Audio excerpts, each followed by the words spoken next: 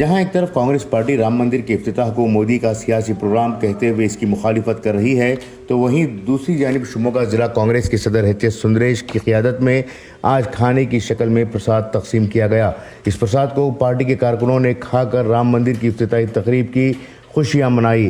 ان خوشیوں میں شامل ہونا غیروں کے لیے تو جائز ہے، لیکن مسلم خواتین نے بھی اس پرساد کا فائدہ اٹھاتے ہوئے پرساد کو بڑے ہی دلچسپی کے ساتھ کھایا۔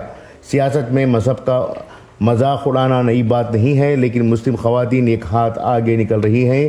حالانکہ گزشتہ دنوں کئی علماء و مسلم اسکالرز نے مسلمانوں کو تاکید کی تھی کہ وہ شرکیہ جلسوں میں شرکت نہ کریں، شرک و بدعت کے جلسوں سے دور رہیں، اپنے ایمان کو بچائیں۔ ان علماء و مسلم اسکالرز کی بات نہ جانے کس ہوا میں چلی گئی کہ مسلمانوں کا طبقہ محض سیاست کی خاطر اپنے ایمان کے ساتھ کھلواڑ کر رہا ہے۔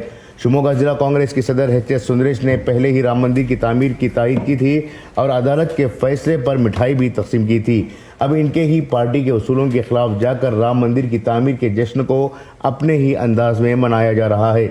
حالانکہ بی جے پی نے کام انجام نہیں دیا، بلکہ وہ مٹھائی تک محدود رہی، جبکہ یہ باضابطہ طور پر کھانے کا بھی انتظام کر رہے ہیں۔ سوال یہ ہے کہ کانگریس میں وہ مسلمان جنہوں نے اس کی سیکولرزم کی قسمیں کھائی تھی، وہ اس وقت کہاں ہیں؟